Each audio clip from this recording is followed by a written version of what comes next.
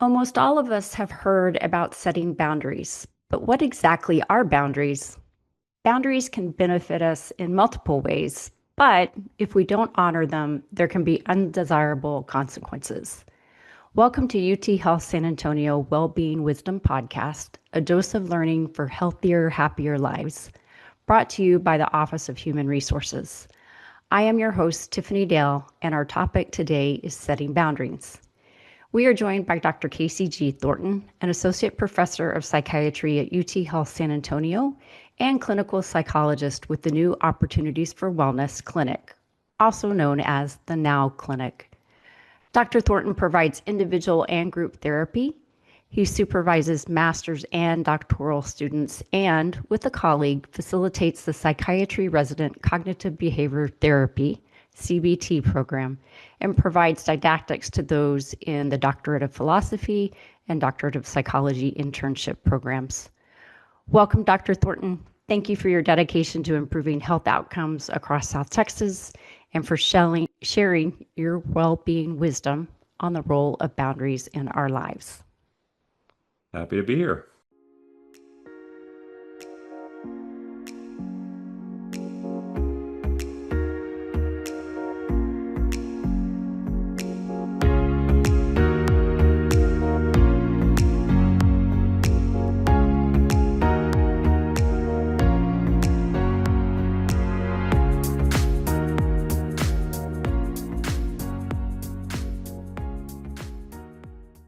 We are delighted to have you here with us today, Dr. Thornton. To kick things off, please tell us a little bit about yourself, your professional journey, and your expertise. I didn't really know what I wanted to do. I went into my undergrad undeclared, and then I kind of took a mishmash of different classes that were just kind of like general requirements for a degree. And then my sophomore year of college, which I did at the University of Kansas, I took a general psych class, and then I followed that up with an abnormal psych class. And I really enjoyed the abnormal class. And so I decided to pursue that moving forwards. After my undergrad, I did a terminal master's program at Texas A&M University in Corpus Christi, and then I progressed to Texas Tech University, where I got my doctorate in clinical psychology. So my bachelor's was in psychology. I have a master's in clinical psychology, and then I have a master's and doctorate in clinical psychology. So a lot of school. During my grad school, I did a lot of different practica, both in Corpus and in Lubbock. So I did just a general private practice practicum in Corpus as kind of my internship for my master's program. And then when I was in Lubbock, my lab was a treatment outcome lab. And so I did a decent amount of clinical work just as part of my research for my thesis and my dissertation. And then while I was there, I also did quite a few different practica. So I worked at a cancer center for about 6 months or so. I did a forensic psychology practicum for a year. So during that time, assisted on competency stand trial evaluations. And then I also, for a bulk of my time there, worked with student athletics. So for about 2.5 years, I did a paid practicum through Texas Tech Athletics, which I really enjoyed. I did my internship at the Oklahoma City VA consortium. So at that time, I think it's since transitioned, but at that time it was a consortium with the University of Oklahoma Health Science Center. And so my wife and I did couples match. She's a child psychologist, so she was more so on the child side of things, and I did the bulk of my practica or bulk of my internship at the VA. And then I did a minor rotation with child assessment. And then I did my postdoc at a private practice in Austin, and I've been an assistant professor at UT over the last 2 years. And you did a great job detailing a lot of my experiences here. So I do individual therapy, I do quite a few DBT groups, and then I do a number of like supervision and training things as well. Wow, that's quite a vast experience. Plus, you've seen from Kansas South, from Kansas, Oklahoma, and Texas. So Yes, yeah, yep. very good. Well, let me ask you our first question, please. A lot of us have heard and even used the phrase setting boundaries. What exactly are boundaries? Yeah, so I kind of think about boundaries as lines that are drawn in the sand, whether they're for ourselves or others. Now, a lot of times they're subjective in the sense that, our boundaries might look different than somebody else's. But it could look like, and this is kind of the way that I perceive it, it could look like saying no to things. So kind of drawing those, larger lines, or asking for things to change. So if you think about like a relationship, asking for your spouse, your partner, your significant other to do something different, your friend to do something different, et cetera. Okay. And from a mental health standpoint, how significant are the benefits of setting boundaries, as well as what are some consequences of not setting them? Yeah, so when I think about setting boundaries, when you think about like work, sometimes the analogy that's used is like we have a lot on our plate, and when there's a lot on our plate without much to balance against that, it can be a recipe for burnout. The other thing that's particularly important is when you think about a relationship, whether it be a friendship, a romantic relationship, a relationship with a family member, et cetera, when when we have a tendency of, and this is a term, it's judgmental, but it's a term that's used very frequently, being a people pleaser. When we think about being a people pleaser, avoiding conflict, there's a tendency for there to kind of be a fuse that runs and eventually blows, leading to a rupture in the relationship, or sometimes like the ending of a relationship because it's heavily one-sided. Okay. And quite frequently, when people think of boundaries, it, they think about it being involving other people or relationships that they have with other people. What can we do to set boundaries for ourselves, or can we even set boundaries for ourselves? Yeah, I think that's a great question. When we think about setting boundaries or drawing lines for ourselves, one of the things that sometimes comes up for people is historical learning. So when we think about growing up or what we hear in the media or in other ways, things that we've been taught during the course of our life, sometimes there's myths that we might hold. So we might, hold the myth that like, if I don't do this, that, or the other thing, that means I'm weak or things to that extent. So I think one of the things that's important for us to do is work through some of those things. The other thing that can sometimes be a pretty big barrier is just straight up fear. So sometimes there's concerns regarding how other people will perceive us or what it would mean for us to set a boundary in a certain area of our life or what might happen if we set a certain boundary in an area of our life. So, for example, if I think about work and I think about having, a pretty firm timeline of I'm off at this time, this is when I'm going to close my laptop or whatever it might be. Some people might fear for things such as job security, even if it's not necessarily factually supported. So that's another important thing for us to work through. Okay. All right. And what might be some ways that people could work through something such as that? It's going to be a little bit different when we think about boundaries with ourselves versus others. So, in the context of ourselves, a big part of it's going to be working through some of those thoughts that we might hold and finding ways of testing them if they're not supported. The way that I kind of phrase this with people in like an anxiety-based format is, if we're in our office with the door closed and you open the door and there's a bear outside, it's very adaptive to close the bear. Close the door. So you can kind of think about that avoidance as being really, really adaptive. Whereas if you open the door and there's like a bunny or a chihuahua or a small animal outside, that same level of fear probably isn't going to be as adaptive unless you've had a historical experience that kind of makes it understandable. And even then, it may not necessarily be justified. And so when we think about that type of fear, one of the ways that we work through it, kind of what you would refer to as like a perceived threat versus an objective threat, is slowly leaning in as time goes on. And that's where kind of like exposure-based treatments come in. So when we think about setting boundaries for ourselves, we might slowly lean into small, what you might label as small boundaries, see how they go. And then if they go well, that gives us more justification and a lot of times willingness for setting more boundaries as time goes on. Okay. And then what are some different types of boundaries, and what examples can you provide for us on those different types of boundaries? So when I think about boundary setting, and I think this kind of comes from my experience working with dialectical behavior therapy, Marsha Linehan, who is the kind of the pioneer and the creator of DBT, has a great framework for boundary setting. So she or someone in her team, I'm not sure who, but someone's a huge fan of acronyms, and so a lot of DBT related skills follow acronyms. And there's three different interpersonal effectiveness skills. So you have an objectives effectiveness skill, which is kind of what you're referring to when you think about boundary setting. asking for change. So either saying no or asking for things to change moving forward. You have relationship effectiveness, which I think Dr. Fay Lee has talked about on here before. And then you have self-respect effectiveness. And so each of those have a different acronym. So the one that's been referenced previously with Dr. Lee was GIVE. And the one that Marsha Linehan talks about in reference to boundary setting or objectives effectiveness is Dear Man. And so one of the things that sometimes comes up when we think about boundaries is how other people are going to respond to them. Um, and if it's going to lead to defensiveness, essentially. And so when we think about boundary setting, one of the things that we're wanting to do is we're wanting to increase the likelihood that we attain our goals through reducing defensiveness. Um, Now, one of her, like I said before, her acronym for this is Dear Man. So when we think of, and Dear is kind of the bulk of what you would say during the course of that interaction. And so when we think about Dear describe, it's really just avoiding judgmental statements, assumptions, interpretations, and sticking to the facts. One of the things that sometimes comes up when we think about boundary setting is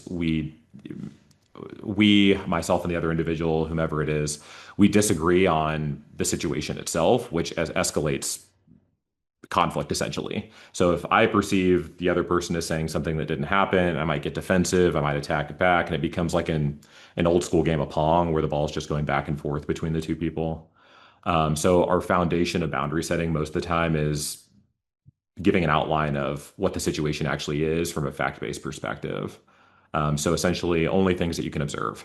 So a lot of times, I kind of give a interesting example or an interesting analogy when I'm working with people individually or within groups of a camera following you around, or a camera being on the wall, or your best friend being with you, whatever it might be. If that person wouldn't agree with you on the event itself, then chances are we're probably leaning into assumptions and interpretations. Linehan describes express as kind of your subjective reaction to the experience. So this is your opportunity to talk about how you're feeling. And a lot of times, one of the things that I strongly recommend is that we talk about the rationale behind what we're feeling as well, because it gives the other person a sense of clarity. There's a big difference between I feel frustrated if I'm talking to my wife. There's a big difference between I feel frustrated and I feel frustrated because X, Y, and Z. If I stop it, I feel frustrated, then she might become frustrated because she thinks I'm frustrated at something she did when it might be something completely different. Um, A is our opportunity to really assert our goals. And this is where clarifying goals becomes really, really important. So sometimes when we think about boundary setting or asking for change or anything along that spectrum, we may not necessarily have a clear view or clear understanding of really what we're wanting within the situation. So clarifying our goals is incredibly important.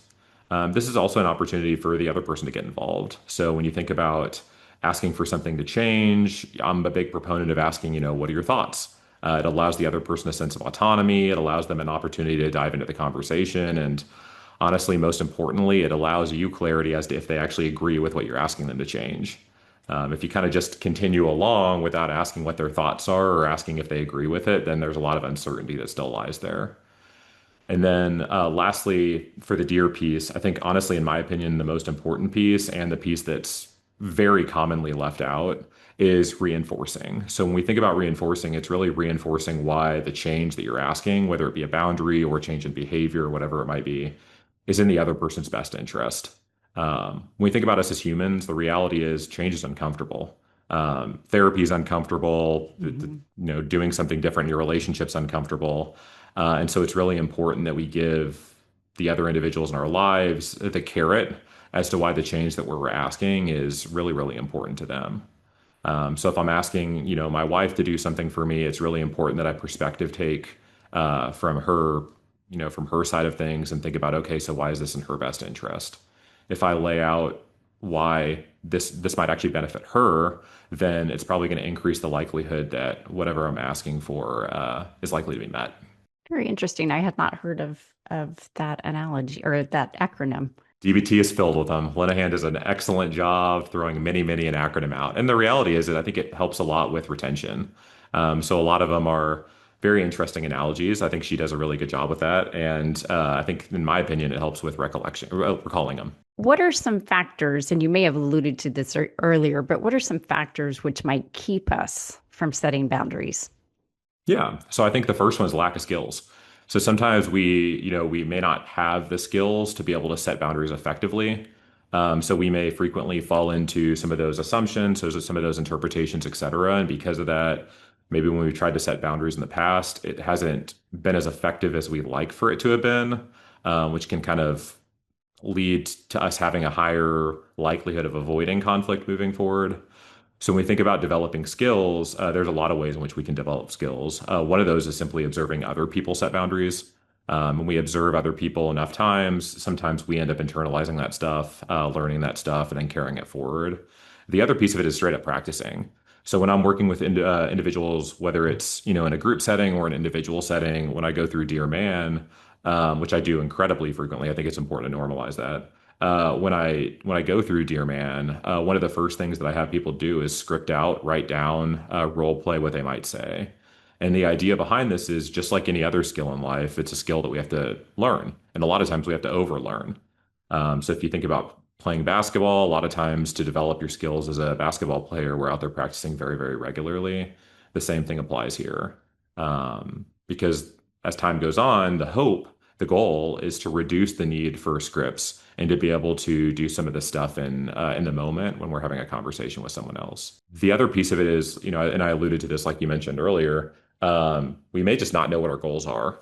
So sometimes it's important for us to take a step back, really reevaluate or evaluate in the first place what our goals are for the situation, so that you can plan accordingly. The third thing that sometimes comes up is emotions. So Linehan refers to kind of emotional control, or when emotions control us as emotion mind. Sometimes we might hit a skills breakdown point. Sometimes, like I said, emotions just get the better of us. So developing a skill set to reduce the likelihood of that happening is an important piece. The time that we're considering in relation to goals can be important. So sometimes we prioritize short-term goals to the detriment of long-term goals. So if you think about like someone having me wanting someone to remember my birthday, something like that, right? I might get really, really upset at someone. And the reality is they very well might remember my birthday, but it might have a pretty significant effect on the relationship moving forward. So I'm, trading off the short-term piece, i.e., them remembering my birthday, for the long-term piece, the relationship moving forward. Importantly, sometimes just the environment's just stronger than us. So the way that I kind of talk about this with individuals is kind of like if you have pie in front of you. I'm a big fan of apple pie, so a lot of times I use apple pie as my analogy here. So if you think Sure. about pie, like an apple pie, you can divide it into pieces, right? And so Yes. I might have a piece of that pie, but someone else might have a piece of that pie because there's someone else in the interaction, especially if we're setting boundaries with other people. And so the goal of interpersonal effectiveness, or the goal of a lot of what we're referencing here, is controlling to the best of our ability our slice of pie. The other person in the interaction is always going to be someone that's outside of our control. We can influence based upon how we approach the conversation, but we can't control them. And so what we're wanting to do is essentially, again, increase the likelihood that our boundaries met, but at the end of the day, we can't force it to be met. And so we're trying to be as effective as possible to reduce things like defensiveness, et cetera, that could affect boundaries. And you can be the most skillful person on this earth, and still potentially get the door slammed in your face. And so that's really, really important in the context of like takeaways, and learning moving forward. And then lastly, we may hold on to things like myths from what we've been told by society or our family or friends, or things that we've just told ourselves in the past. So if I tell myself, if I ask for change, that means I'm weak. And I tell myself that over and over and over again for 10, 15, 20 years, eventually I'm probably going to start believing it. And so it's really, really important from a treatment perspective to work through some of those things. Because if I continue holding this idea that it's weak to ask for change, then the reality is I'm probably not going to ask for change. Right. It can be really hard to unlearn some of those things that we've learned. For Again, sure. like you said, from society or from our upbringings with our family. And that's a great analogy with the pie, especially with it being apple pie. Right. Oh, there's a lot of other great pie out there, but I love myself some apple pie. It is good. What steps can we take? You've given us a couple of steps already, but what steps can we take for setting boundaries and sticking to them? Yeah, I think a lot of what I referenced earlier with deer, so describe, express, assert, and reinforce is assert and reinforce. I think that that's a great foundation for kind of like the what you say when you're having the conversation with other people. Now you brought up the idea of like how do you stick to them, and the reality is that's really tricky. So the second piece of Dear Man, MAN, is kind of like the how you go about boundary setting, and two of those pieces become really important with what you're asking here. So the first one's just straight up staying mindful in relation to your goals of a conversation. So I love my wife to death. She knows I use her as an example all the time, and I tell people it's completely hypothetical, and I tell her the same thing too.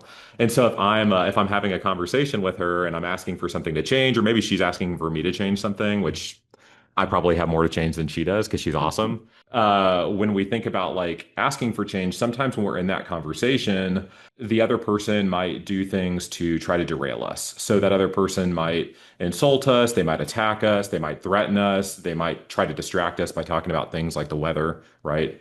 And Hmm. if I go along with those distractions, then the other person in the conversation learns every time this topic comes up, all I've got to do is talk about the weather, and I will never have to talk about it.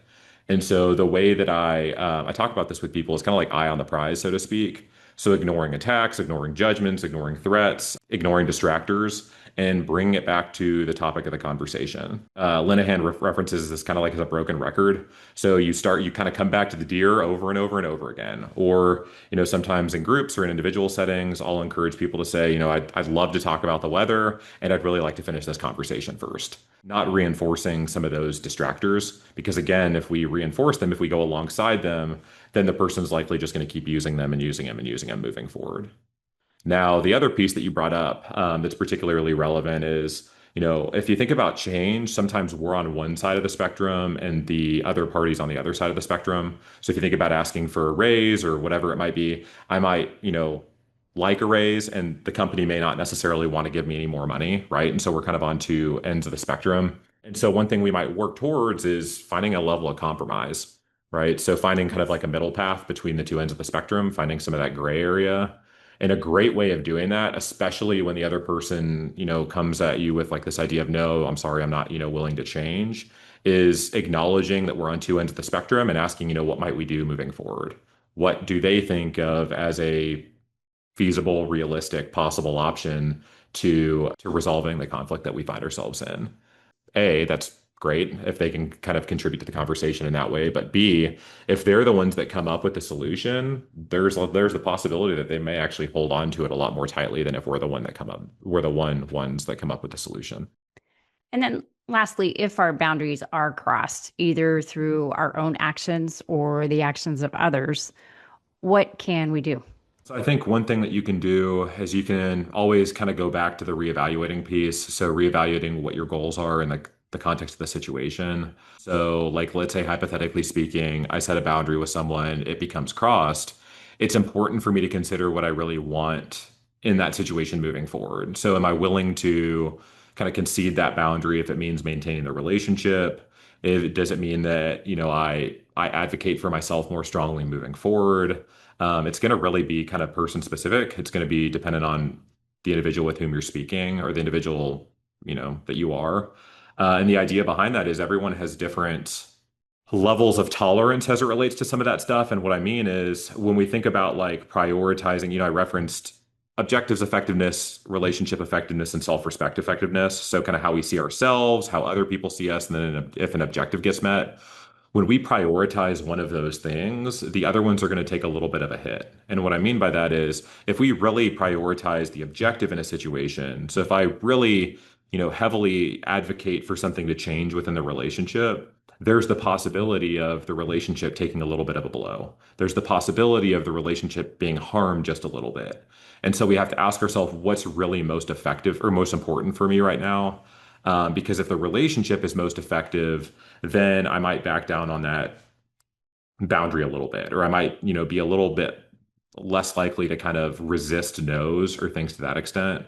Whereas if the boundary is, or sorry, if the relationship is incredibly important, then I might be willing to take those no's. I advocated for myself. It may not have gone the way that I hoped for it to go, but because the relationship is so important to who I am and what I want moving forward, then I might be more likely to kind of sit with that no and resist asserting back again. Well, this has been an incredibly enlightening conversation, Dr. Thornton. Thank you so much again for joining us and making lives better by sharing your well being wisdom. Tune in for our next podcast. Until then, take good care.